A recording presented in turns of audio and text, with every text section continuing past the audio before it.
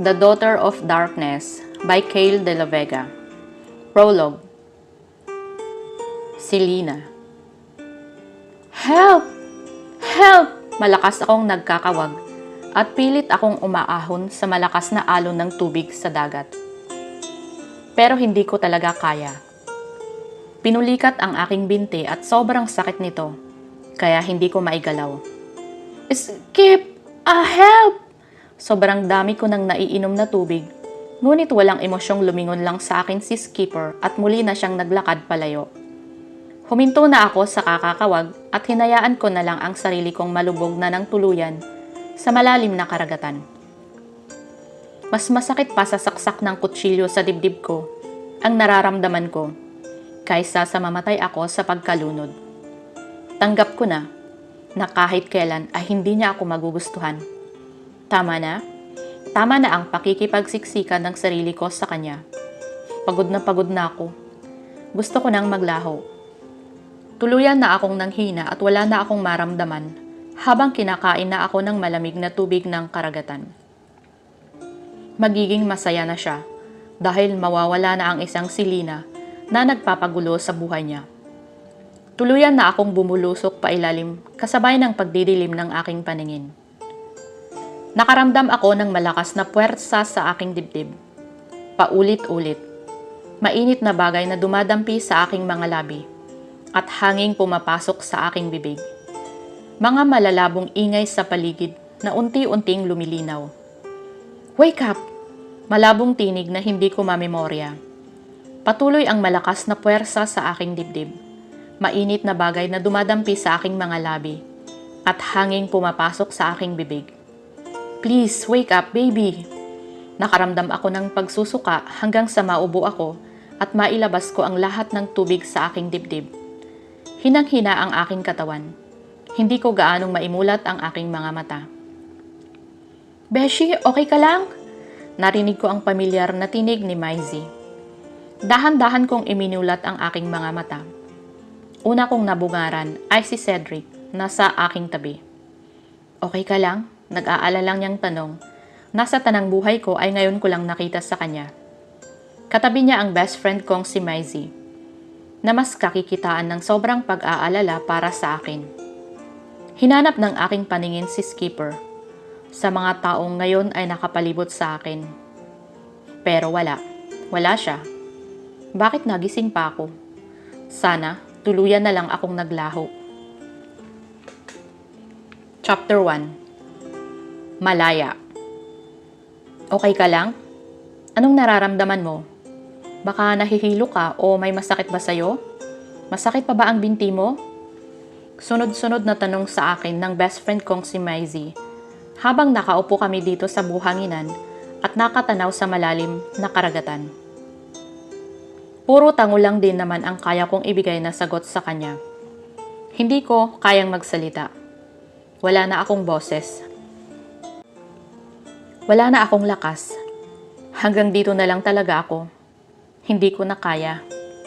Naramdaman ko ang pagbalot sa aking katawan ng makapal na tuwalya mula sa mahal kong best friend. Kinabig niya ako at isinandal sa kanyang balikat. Napakalamig ng simoy ng hangin, pero wala nang mas lalamig pa sa nararamdaman ng puso ko. Mas malamig pa sa isang bloke ng yelo na hindi na kaya pang tibagin ng kahit sino. Nagsimula ang kakaiba kong nararamdaman para sa kanya noong mga bata pa lamang kami. Naging classmate ko siya noong grade 5. Transferee siya noon. Unang kita ko pa lamang sa kanya ay natulala na ako kaagad. Ang gwapo-gwapo niya, ang puti-puti, namumula-mula ang kanyang mga pisngi, ang pupula na ng mga labi niya, mapupungay ang mga mata. Lalo akong napahanga sa taglay niyang katalinuhan. Palagi siyang perfect scores sa quizzes, exams, recitations. Hindi siya nawawala ng projects. Ang tataas ng mga grades niya sa card. Sumasali siya sa mga activities. Nag-boy scout pa siya. Sumasali siya sa mga palaro. Siya nga ang runner namin dahil sa bilis niyang tumakbo. Pero kung anong aktibo at bibo niya sa lahat, ay siya namang napakatahimik, ni hindi siya nakikipagkaibigan. Kung aral lang para sa kanya. Nasa sulok lang siya abala sa pagbabasa ng mga books at paggawa ng mga assignment. Kumakain ng mag-isa. Hanggang sa maging high school na kami, ay tumindi ang nararamdaman ko para sa kanya. Ginawa ko rin ang lahat. Nag-aral ako kung saang school din siya nag-aral. Nag-aral din akong mabuti kahit alam ko sa sarili kong napakabulakbol ko. Napakahina ng ulo ko. Matagal akong makapick up ng words.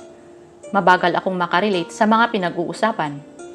Alam din ng parents ko yan, kaya nga kumukuha pa sila ng tutor para sa akin. Pero kahit siguro iumpog ko pa ang ulo ko. Halukayin lang pala para lang mahanap at mabuhay. Ang natutulog kong utak ay wala talaga. Suko ang aking mga magulang. Dinadaan na lang nila sa pera ang principal para mailagay nila ako sa section 1. Kaya mas lalo akong nabobobo. Pero dahil nga ma-inspirasyon ako at walang iba kundi si Skipper Steinfeld, iyon ay ginawa ko rin ang lahat. Gusto ko siyang makasama. Gusto kong mapansin niya ako. Kaya sumali din ako sa lahat ng mga activities. Lahat ng sinalihan niya na pwede ang babae ay sinalihan ko rin. Kahit hindi ko kaya ay pilit ko pa rin kinakaya. Dito na rin sa high school nakilala ko ang best friend kong si Maisie at boyfriend niyang si Cedric. Sumali sila sa CAT? Sumali din ako dahil naroroon si Skipper. Siya lang ang habol ko doon.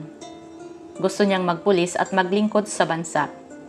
Ginusto ko rin kahit hindi iyon ang kagustuhan ng puso ko at katawan ko para lang makasama ko siya. Lahat-lahat ginawa ko para mapansin niya ako. Pero ang lahat ding iyon ay useless, walang halaga. Wala ring nangyari. At kahit ngayon dumating na sa puntong muntik na akong mamatay, kailanman ay hindi ko makakamit ang nag-iisang pangarap ko sa buhay. Siya, si Skipper Steinfeld. Dito na rin ako nagising sa katotohanan na kahit ano pa ang gawin ko, kahit pa natuluyan ako sa ilalim ng dagat, ay hindi niya ako kayang tapunan ng kahit kaunting halaga. Ngayon ko na rin naramdaman ang pagod. Tama na. Suko na ako. Ayoko na.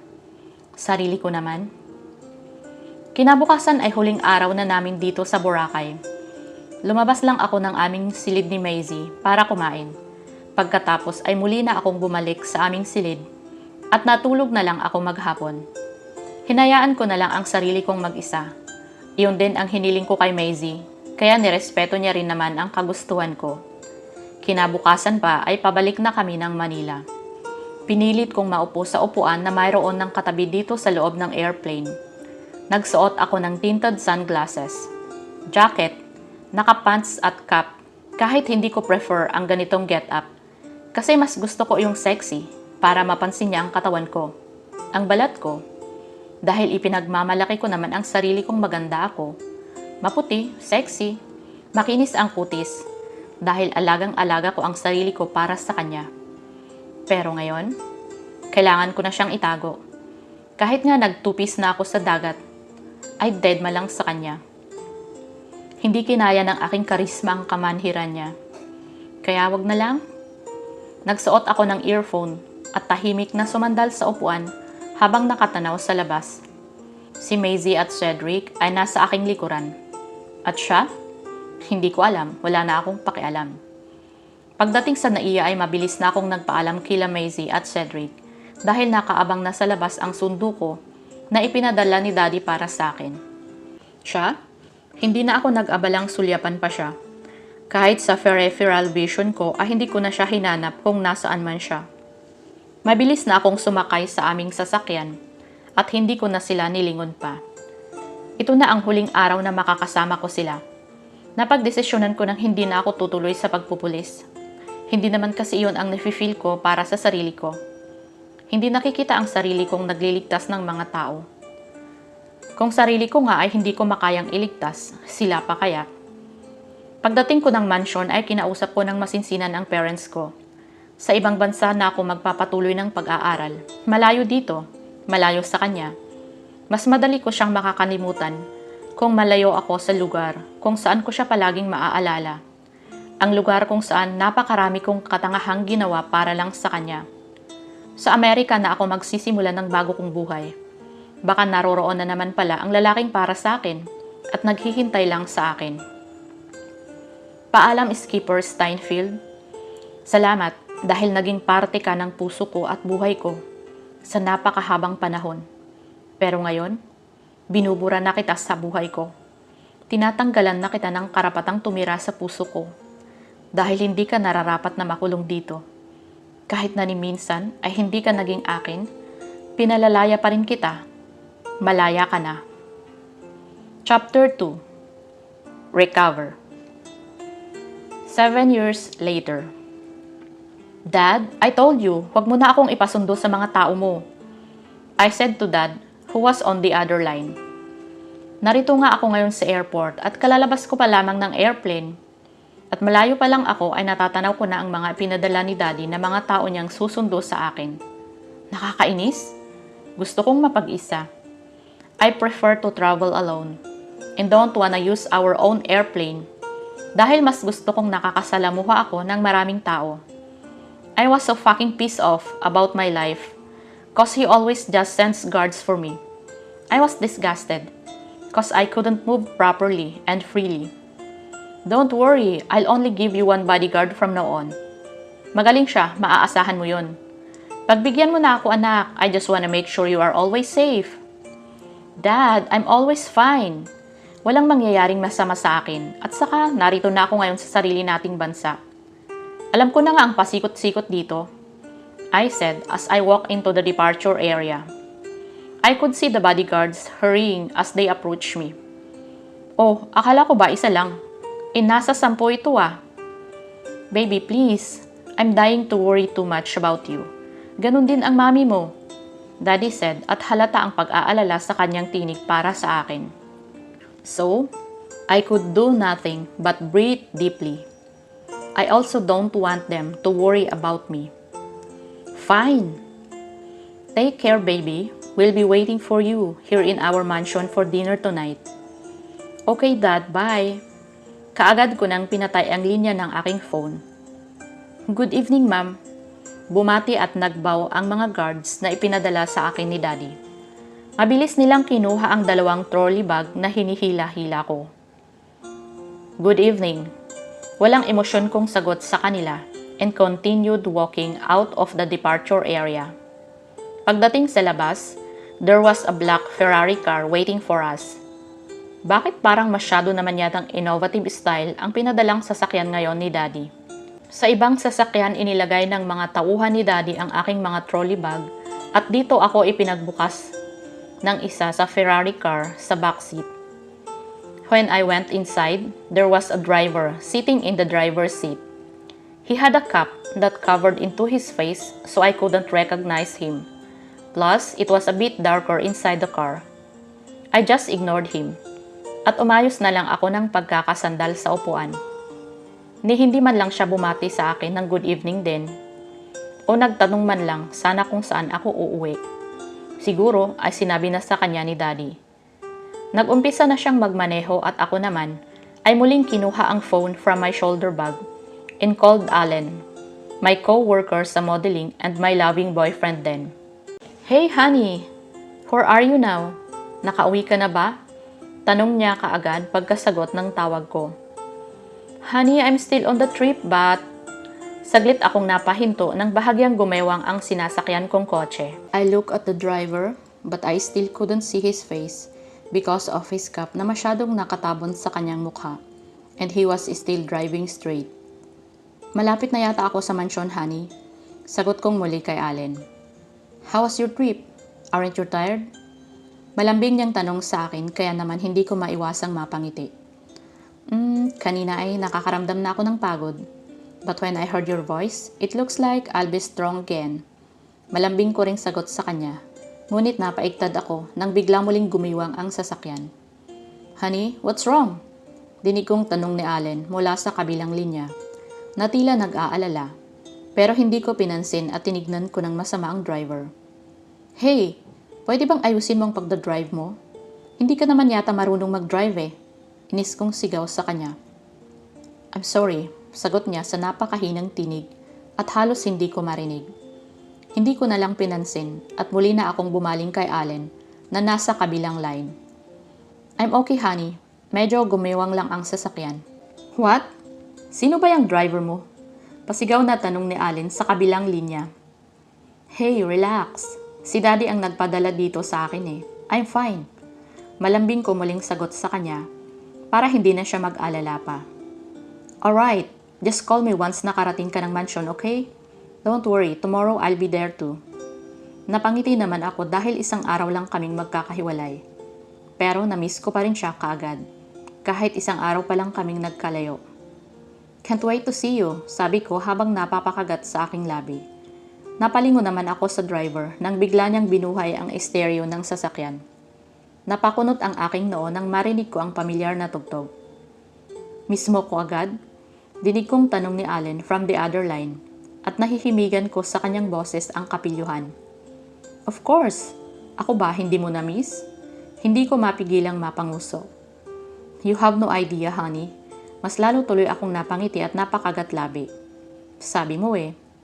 Sige na, take care, I love you. Okay, hon, I love you too. Ay, ano ba? Sigaw kong muli sa driver nang biglang huminto ang sasakyan at muntik na akong masubsob sa unahan.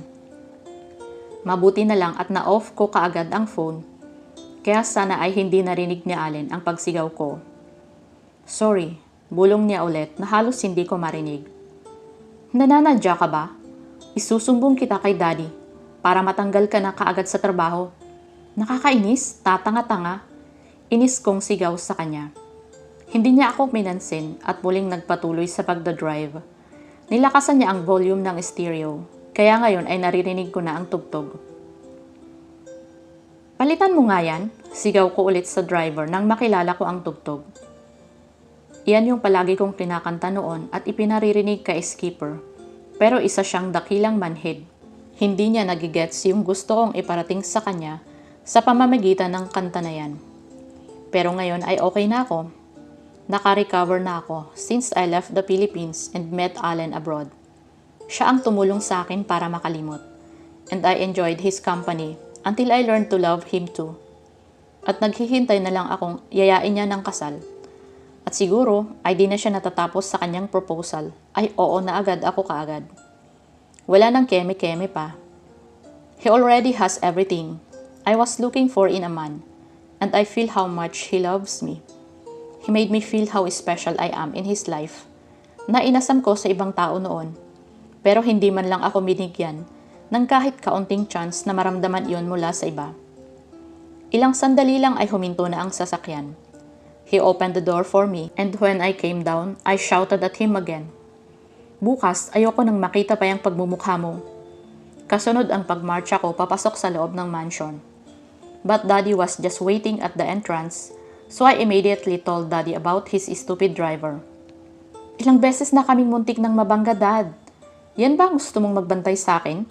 Mas manganganib ang buhay ko dahil sa kanya. Skipper? Binalingan ni Dad ang driver na nasa aking likuran. Natigilan naman ako at mabilis napalingon sa kanya. I'm sorry, sir. Sa tingin ko po ay may sira ang sasakyan. Ipapasuri ko na lang po bukas sa isang mekaniko.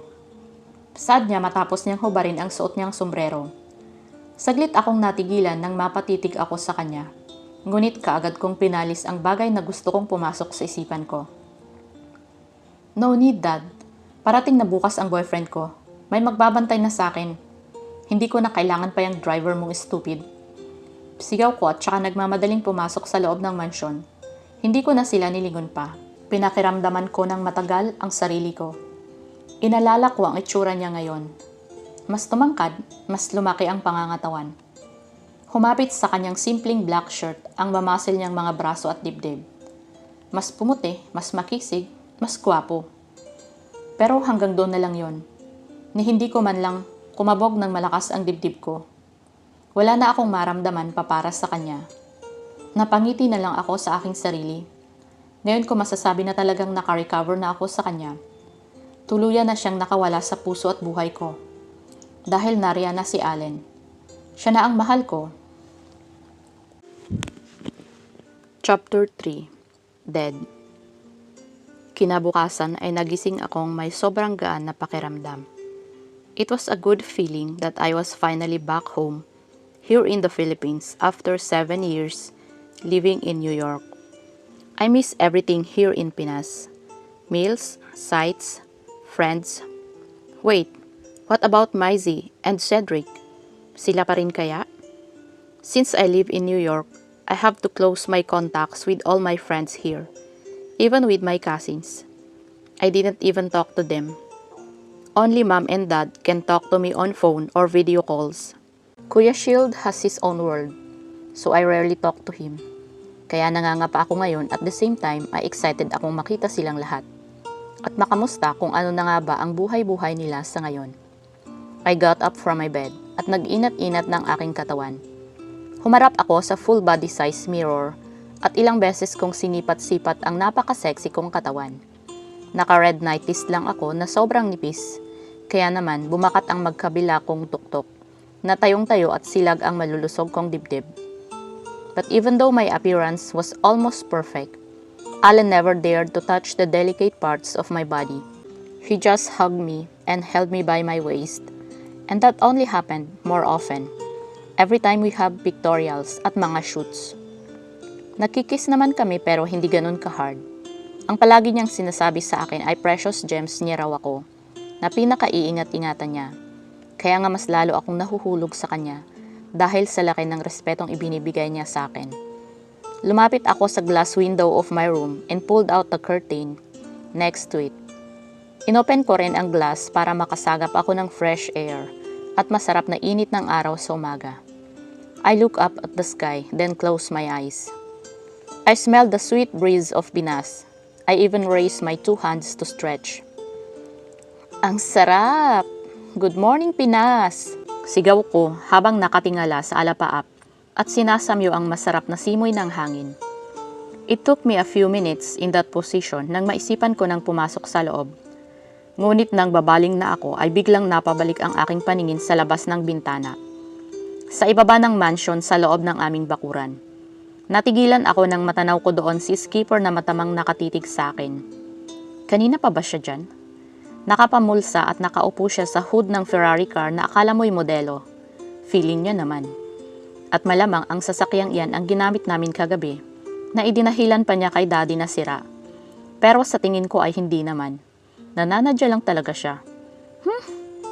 Inirapan ko nga bago ko pabagsak na isinara ang glass window. Wait, oh my gosh, nakita niya ang katawan ko? Pero, manigas siya. Good morning, ma'am. Good morning, dad. Masayang bati ko kay daddy at mommy na nasa dining table na. Good morning, sweetheart. Maupo ka na, mommy said after I kissed her on her cheek. She puts a plate on the table with ham and hot dogs. Good morning. Nakangiting bati sa akin ni daddy after ko ring mag-kiss sa kanya. Binitawan na niya ang hawak niyang tabloid at humarap na rin sa pagkain. Si kuya po, I asked them when I noticed that my Kuya Shield wasn't here. Hay, siguradong natutulog pa yon. Umaga na naman kasi umuwi at lasing na lasing. Sagot ni Mami habang napapahinga ng malalim. Hindi pa rin siya nagbabago, nasabi ko na lang. Since high school kasi ay ganyan na siya. Natuto lang siyang uminom noong siya ay iwan ng kanyang first girlfriend at mahuli niya ito sa kandungan ng ibang lalaki. Ang alam ko ay nagmakaawa pa rin siya sa babaeng iyon na huwag siyang iwan kahit ilang beses na siyang ginago ng harap-harapan. Lumuhod pa siya at hinalikan ang mga paa ng babae sa harapan ng kanyang mga barkada at harapan ng lalaking ipinagpalit niya kay kuya. Pero iniwan pa rin siya ng babae na akala mo naman ay kagandahan. Prostitute naman pala. Lahat ng lalaki pinapapasok niya, bitch. Hanggang ngayon ay nanggigigil pa rin ako sa babaeng yun. Huwag ko lang makikita ang pagmumukha niya, ilalampasok ko siya sa kalsada. Hindi yon matanggap ni kuya, kaya simula noon ay napabarkada na siya. Umiinom kung saan-saan, pinabayaan na niya ang kanyang pag-aaral, at hanggang ngayon pala ay ganyan pa rin siya. Bakit? Hanggang ngayon ba ay mahal pa rin niya ang malanding babaeng yun? Kaya hanggang ngayon ay nagpapakasira pa rin siya sa sarili niya. Maybe if he could find a woman na makapagpapatino sa kanya, maybe your brother will change, Daddy said. I just took a deep breath. Anyway, mamayang gabi na ang meeting natin with Villarreal, naka-business partner natin. Sana makasundo ng kuya mo ang anak niyang babae, sabi naman ni Mami. Saan po ang meeting place? At their resort in Palawan. Napakaganda doon anak, at ang balita ko ay magaling pagdating sa pagluluto ang isa nitong anak. So that's one of the reasons kung bakit dinadayo ng mga turista ang lugar na yon. Dahil sa masarap na pagkain nila doon, paliwanag ni Mami. And hopefully ay magkasundo silang dalawa dahil magiging maganda ang pasok niya sa atin kapag nagkataon. She'll be a big fortune in our company. Saad naman ni Daddy. I just nodded at them. Wala kasi akong alam sa pagluluto. Boplax nga ako, di ba? Itsura ko lang ang maipagmamalaki ko. Baka nga kaya siguro ayaw sa akin ni Skipper noon ay dahil wala naman akong maipagmamalaki sa sarili ko. Bobo pa. Wait. Heights! Bakit ba napasok na naman sa utak ko ang lalaking yun? May lalaki namang tumanggap sa akin at mahal na mahal ko siya. At si Allen yun. Sweetie, I almost forgot. We have a fashion show later for our new designs of our bikinis. I want you to meet our new models. I wanna know what you can tell about them, if they pass on your taste. Ma'am, ikaw ang magaling tumingin at pumili when it comes to such things. And you're my best model of all. Bulahan pa kayong magnanay. Natawa na lang kami ni Mami sa sinabi ni Daddy. Namiss ko ito, sobra. Marahan akong kumatok sa silid ni Kuya Shield. Kuya? I opened the door of his room. Hindi naman siya mahilig mag-lock, kaya madali lang akong nakakapasok sa room niya. And I saw him lying on the bed. Fucking naked. Mabuti na lang at nakadapa siya. Langya naman talaga, oo. Nilapitan ko na siya. Hinila ko ang comforter at ni-cover sa kalahati niyang katawan. Kuya, hoy, wake up! Inugoy-ugoy ko siya sa kanyang balikat. Hinigaan ko pa ang kanyang likuran. Amoy alak ka na naman. Hindi mo man lang ako sinalubong sa airport kagabi? Nakakatampo ka. Umungol lang siya. Hindi na nga tayo gaanong nag-uusap noong nasa Amerika ako. 7 years akong nawala. Hindi mo man lang ba ako na-miss? Hindi. Nanlaki ang aking mga mata sa sinagot niya. Kainis ka! Hinampas ko ang malakas sa kanyang balikat. Narinig ko naman siyang natawa sa akin at kaagad na akong niyakap. Wala kang ang pasalubong sa akin eh. Ano pang gusto mong pasalubong? Lahat naman nakukuha mo na dito. Sabi ko sabay pisil ng mariin sa kanyang ilong. Not all. Natigilan ako sa kanyang sinagot. Napatitig ako sa kanyang mukha. Nakapikit ang kanyang mga mata pero halatang lubog at nangingitim ang mga gilid nito. Siguro ay dahil sa puyat. Umaga na naman kasi umuwi. Sabog-sabog ang buhok at humahaba na rin. Hanggang ngayon ay pabaya pa rin siya sa sarili niya. Hanggang ngayon ay hindi pa rin siya nakaka-move on. Siguro ay dapat mag-Amerika na lang din siya para maka-move on na gaya ko. Hanggang ngayon ba naman kuya, siya pa rin ba? I saw her yesterday. Mahina niyang sabi kasabay ng pagpatak ng kanyang luha sa gilid ng kanyang mata. What? Saan? Pupuntahan ko siya. Malalagot sa akin ang babaeng yan. She's dead. What the? Dead? Chapter 4. Sweet friends. Lumabas na ako ng silid ni Kuya. Dahil hindi ko kinaya pa ang mga naririnig mula sa kanya. Natagpuan daw kahapon na palutang-lutang sa dagat, sa gilid ng isa sa aming mga isla ang ulo ng malanding ex niya. Pati na rin ang iba pang bahagi ng katawan nito na pinagparte-parte. Haist, nakakapangilabot. Sino naman kaya ang may gawa ng karumal-dumal na pagpatay sa kanya? Minabuti ko nang mag-prepare ng aking sarili para i-meet ang mga new models ni Mami. I also wanna meet new friends here in Pinas, but of course, I still wanna see my old friends again. Senyorita, nauna na po si Ma'am sa venue. Sumunod na lang daw po kayo. Sabi ng isa sa aming mga kasambahay, pagbaba ko ng hagdan. What? Opo, importante daw po. Heist, gusto ko pa naman sanang makasabay si Mami. Dahil gusto ko pa siyang makakwentuhan ng tungkol sa mga bagay-bagay. Napilitan na lang akong lumabas. And when I got out, Skipper the stupid driver was already waiting for me. Kakainis? Bakit ba kasi siya pa ang kinuhang driver ni Daddy? But wait, Why did he become a driver? Ang yaman-yaman niya ah. At saka 'di ba, pagpupulis ang gusto niya. Why does this numbness led to being a driver and bodyguard? Ewan, and I don't care. He stared at me intently as I walked close to the car, where he was also standing next to the door.